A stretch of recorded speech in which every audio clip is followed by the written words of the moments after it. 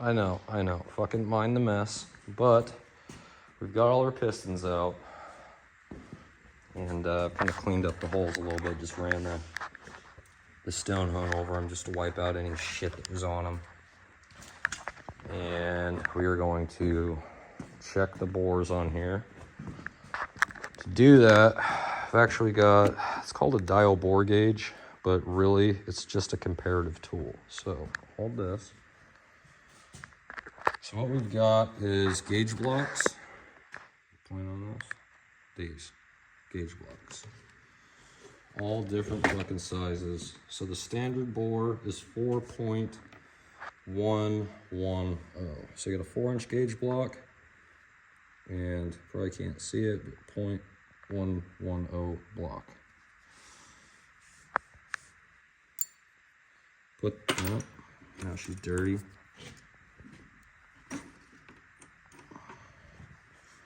Nothing but the cleanest of environments to do this in. There's some shit on there that'd be sticking to it. There we go. So with these tools, you've got to do something like this to get your actual known measurement. Get some calipers to the right size. I've actually got 2 set up. And then you're going to transfer that. And these have different deals.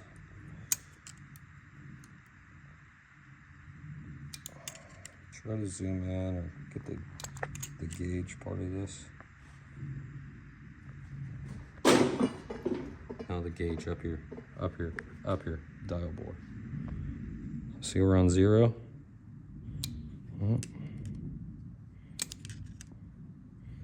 It's a pain to do, but one-handed. Damn it. All right, I need 2 hands, so stop the video and help me. All right, so I had to have Tyler help me get this to set up. But basically, we'll bring it over to the bore.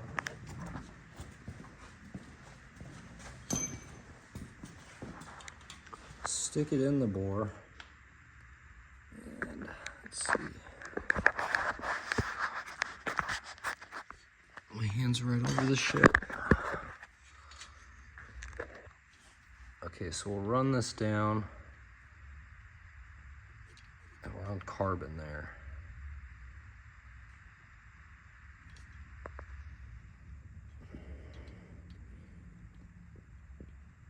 So she's got a little bit of wear,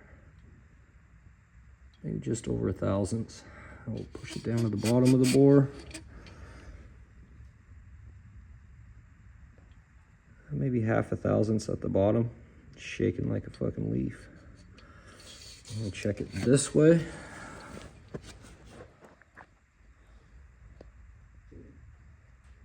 So this is the way the piston rocks in the bore. And it's got maybe 2/1000 at the top. Let's go to the bottom. Dead nuts at the bottom. In the middle, still about 2/1000. Let's go this way again.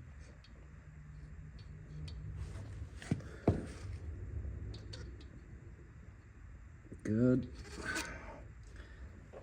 So just checking all the cylinders, and we've already kind of done this once. And this is our real bad hole right here. So that one, longitudinally, which it shouldn't really have much wear other than your ring wear, 1/1000. Go this way. And she's like 4 or 5. At the bottom, about 4 or 5. And it's just that hole. All these other holes all show about the same wear. Longitudinally, almost nothing. Almost pretty much nothing. And then this way, I think I was getting about 2 to 3. Okay. So again, this being a comparator tool, Down in here is a little arm that rocks, so it's not a true 1-to-1. So what we've got to do, it showed about 5 thousandths, and we have a 0.11 block. We're going to skip up to a 0.115 block. Measure it, stick it in the hole, and see if that's what it actually measures. Cut it. Okay, so we actually did go through, we measured the bores. It's that one that's screwed up, about 4.5 thousandths. Got the bigger gauges for the comparator, got it all together, and yes, 4.5 thousandths out on, that'd be 1, 2, 3, on number 4. Also, this crank, well, here's the main bearings. They got hurt, and actually, if I cleaned it off, you'd see the gouges and whatnot in them, but you can actually see it on the journals. It's got a big hump in the middle. Down here, this is probably the best journal, but it's screwed up. This one's got a huge lip on it. All these are just trashed. They're bad. You'd hear it.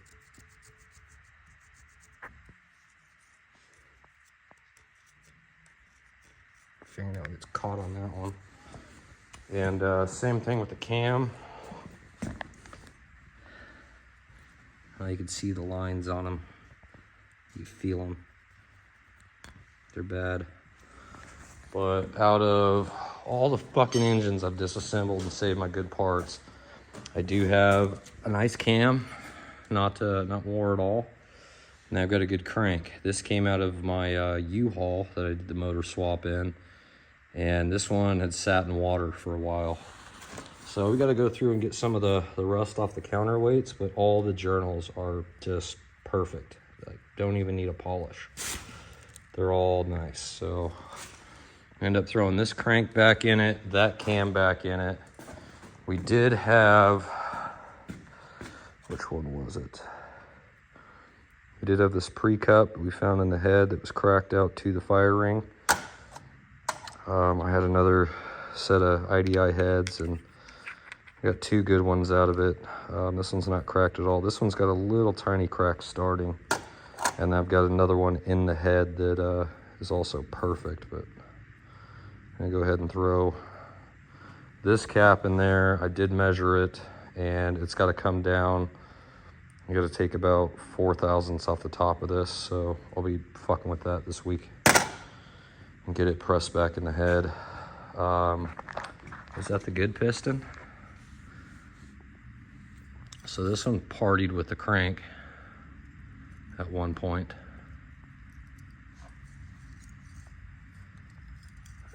And this was on the driver's side, because driver's side had the hammered on pistons. Top edge of this one's a little fucked. That one there's a little fucked. This one's real good.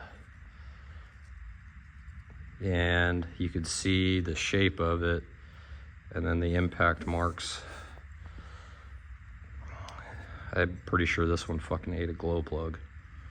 That's what it looks like. So we've got 4 junk pistons, and then 4 that are salvageable. You know, I'm gonna save them, just like shit like that. You never know, the next engine we might need a piston. So we're saving 4. What else did we find on this fucking thing that was interesting?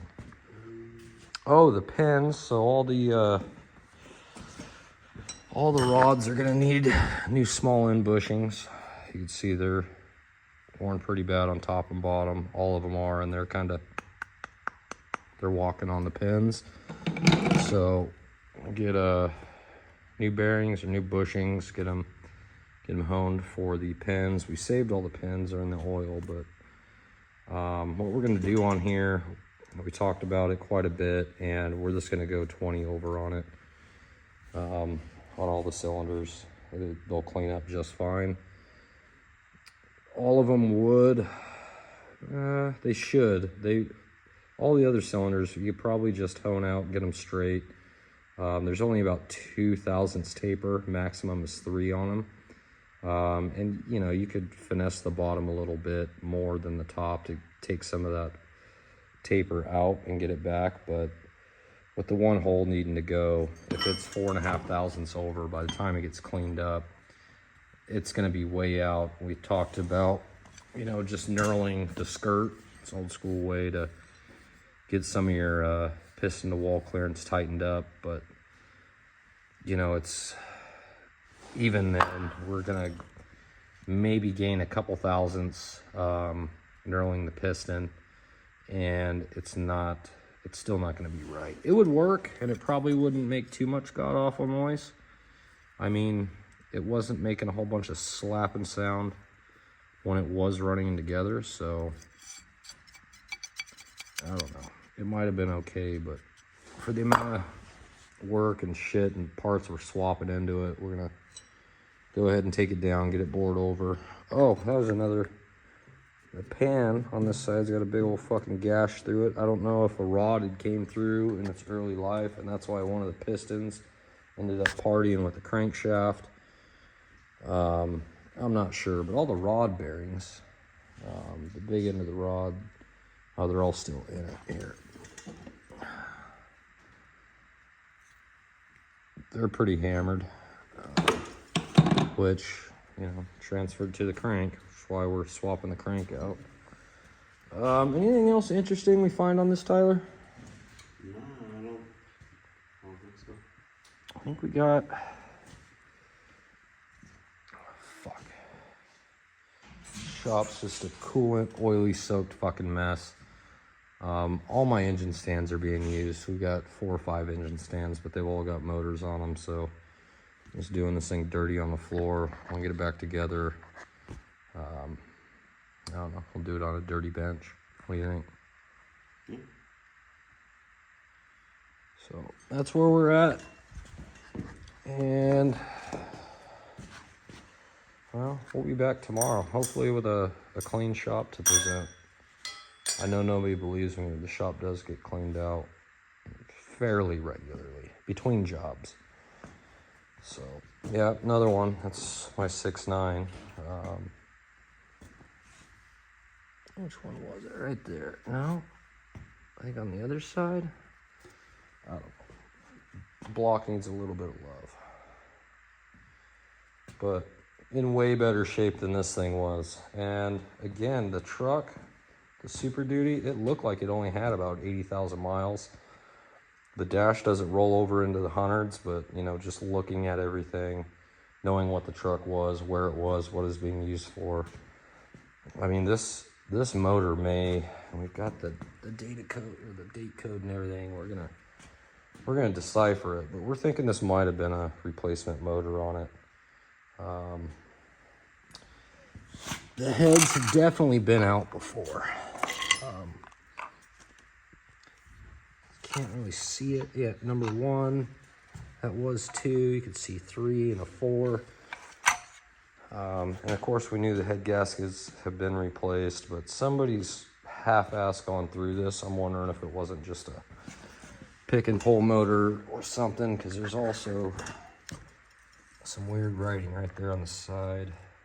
All this. I don't know what that is, but usually a U-polar or pick and pull or dismantler, they'd write on the block and shit. So I don't know. It's a mystery at this point, but it's gonna go back together. Gotta get wire wheel on these counterweights, maybe hit it with some vapor rust, get that rust off of there. And then I think that cam gear was good. I think my other one was bad, but we'll double check. If it's got a bad cam gear, I've got another one to put on it, or put the original back that came out of there. So that's it for today.